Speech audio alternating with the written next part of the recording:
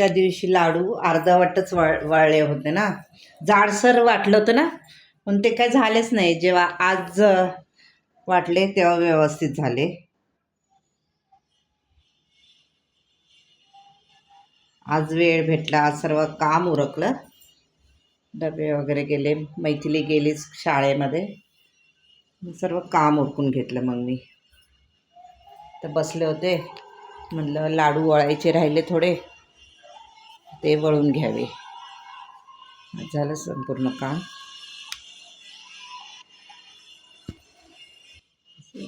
भांडी मांडायचे होते, ते मांडून घेते. तसं मैथिली पण आता तरी 1 वाजेपर्यंत येते.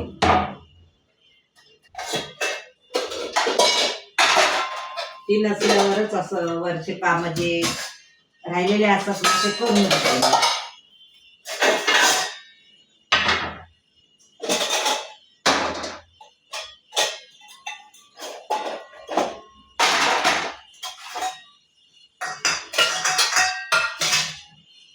असेल तर मध्ये मध्ये मध्ये बोलत राहते, त्यामुळे मला काही सुचतच नाही.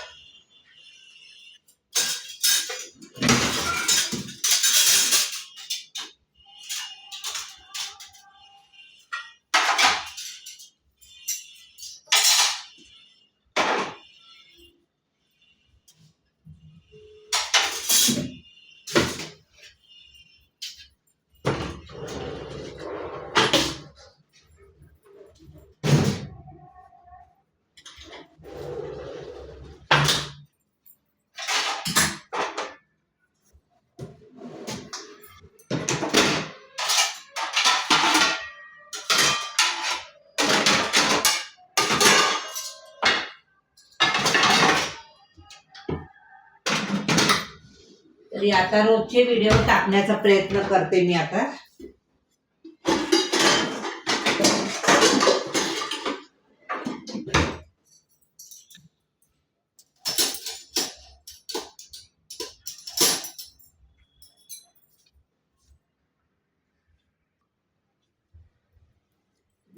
वगैरे मारते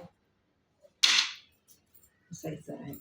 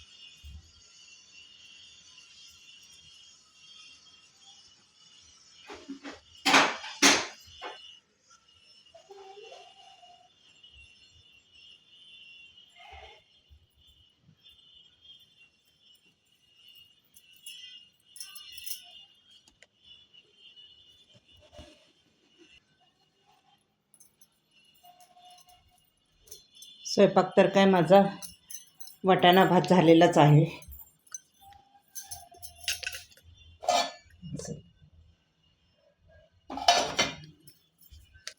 वाटाणे भात केला.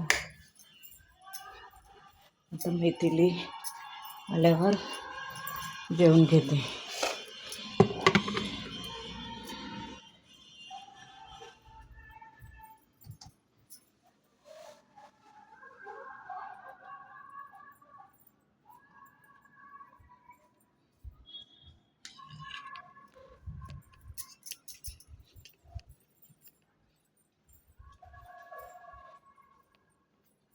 ते ग्राउंड आहे ना, ते स्पोर्ट्स चालतात रोज स्पोर्ट्स चालतात.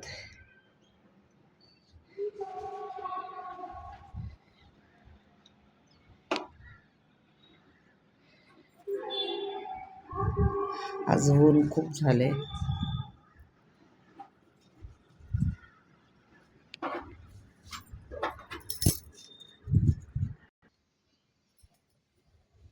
काल मी गाऊनवाली बाईचे रील्स पाहिली. ती सांगत होती तिच्या मुलीला तिच्या शाळेत, मुलीच्या शाळेत काळे गोरे याच्यावरून हे करतात. मुली म्हणतात तू काळी, ती काळी आहे, काळ्या मुलींशी बोलायचं नाही, असं असतं. असं काळा गोरापणा हे शाळेतच टीचरनीच सांगायचं, लगेच कंप्लेंट करायची टीचरला आणि टीचरला सांगून ठेवायचं, असं नाही करायचं. व्यवस्थित असं शिक्षण द्या तुम्ही, सांगा त्यावरून पण मुलींना असं करायचं नाही. आणि मुंबईला हे मी पाहिलंय की जे भाड्याने राहतात त्यांना खूप त्रास देतात सोसायटीतले लोक. त्या सोसायटीत जे भाड्याने राहतात त्यांना म्हणतात असं करायचं नाही तुम्ही, तसं करायचं नाही, हे करायचं नाही, मुलांनी इथं खेळायचं नाही. मग त्यांचे मुलं खेळणार कुठे? ते भाडं देतात, ते नाही लक्षात आणायचं का तुम्ही? जे घरमालक असतात त्यांनी भांडायला पाहिजे. असं कसं ते आम्हाला भाडं देतात, तुम्ही देताल का भाडं? त्याच्यावरून काहीतरी सोच काढावा ह्यांनी. लहान मुलांच्या मनावर पण परिणाम होतो ना. असं काळं गोरं, परत भाड्याने राहता तुम्ही, रेंटने राहता, तसं नाही करायला पाहिजे. आज ते उगीच भाडं नाही देत, त्यांना काही फुकट नाही ठेवत तुम्ही राहायला. घर मालकाला हे कळायला पाहिजे. मला तर असं ऐकलं ना खूप राग आला होता. असं वाटलं होतं मी त्या ठिकाणी पाहिजे, मी असते ना त्या ठिकाणी तर मी तर भांडलेच असते. आम्हाला पटत नाही. आमच्या तर पुण्यात तर असं होतच नाही म्हणा. असं पुण्यात कोणी करणारही नाही की तुम्ही भाड्याने राहता. हे ते एवढं हे जग हे झालंय ना, काही कळत नाही.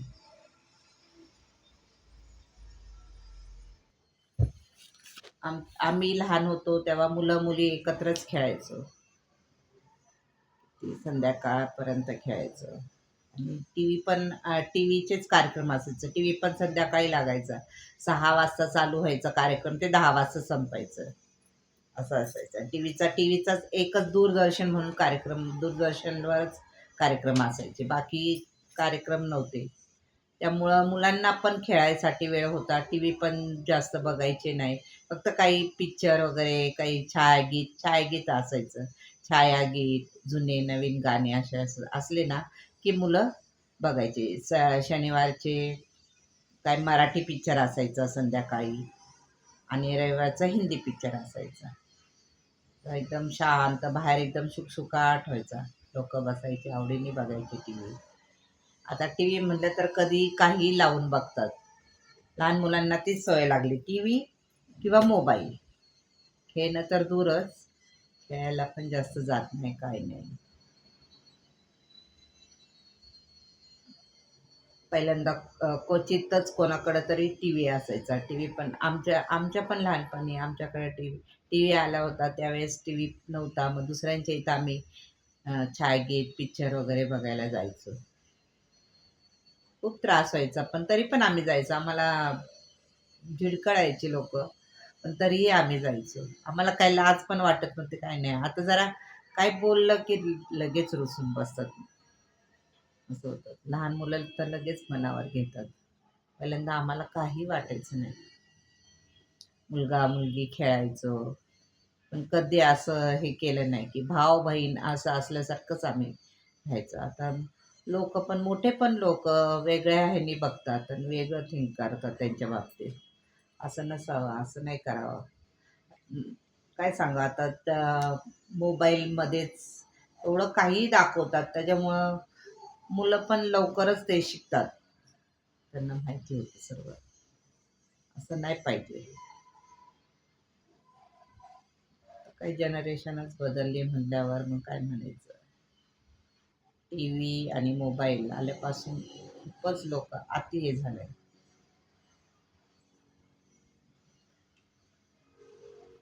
लोकांना पैसा पण आला, पैसा कमी पडतोय.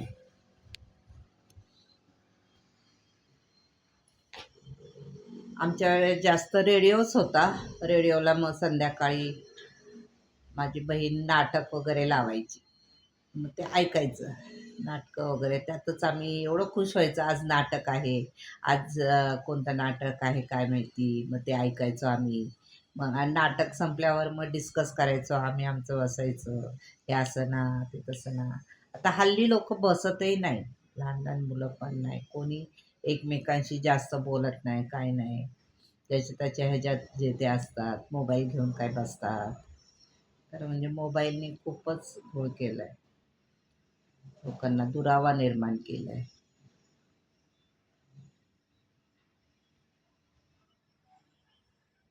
परत आमच्या वेळेस पैसे जास्त नसायचे, त्यामुळं क्वचितच कधीतरी आम्ही फिरायला नाहीतर सारसबागेत जायचो. सारसबाग गार्डन, बागेतच जायचो. दिवसा मग जायचो आम्ही. घरीच काहीतरी घ्यायचं, नाहीतर भेळ वगैरे घ्यायची, जायचो. आता ते पिझ्झा, बर्गर हे प्रकार खूप आले.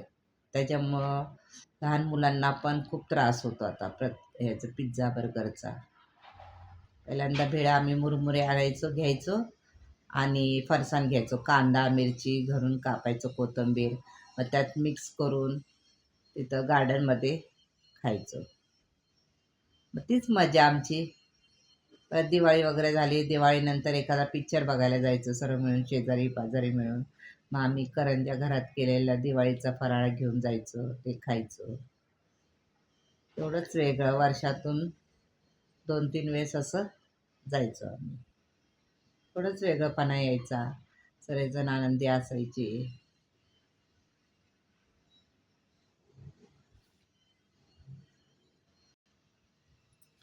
पहिल्यांदा कसं आई, वडील, बहीण, भाऊ, मावशी, काका, शेजारी, पाजारी एवढंच जग वाटायचं आपलं छोटंसं.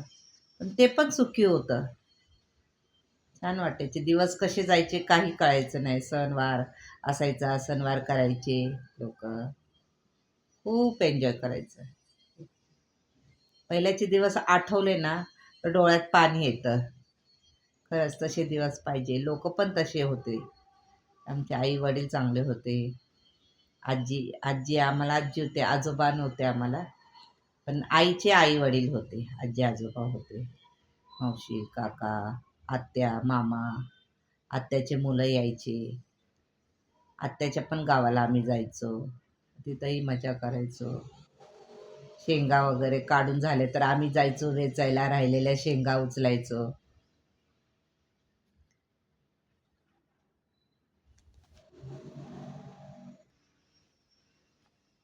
आयुष्य हे छोटंच असतं. तेच आयुष्य जगायचं कसं आहे ते ते आपल्याच हातात असतं. आपण कसं जगावं वगैरे ते सर्व आपणच हे करायचं आणि चांगलं जगायचं. जे लहान असेल त्यांना ते पूर्वीच्या गोष्टी सांगायच्या. पूर्वीचं असं होतं, तसं होतं.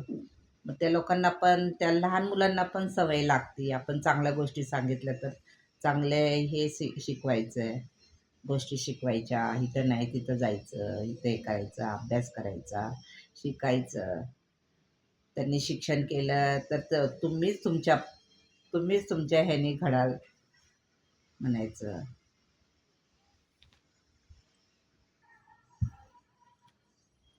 चला आता वेळ झाला तर मैथिली येईल शाळेतून. तिला खाली आणायला जायचं. एवढंच मी सांगते तुम्हाला की चांगल्या सवयी आपल्याला मुलांना लावा.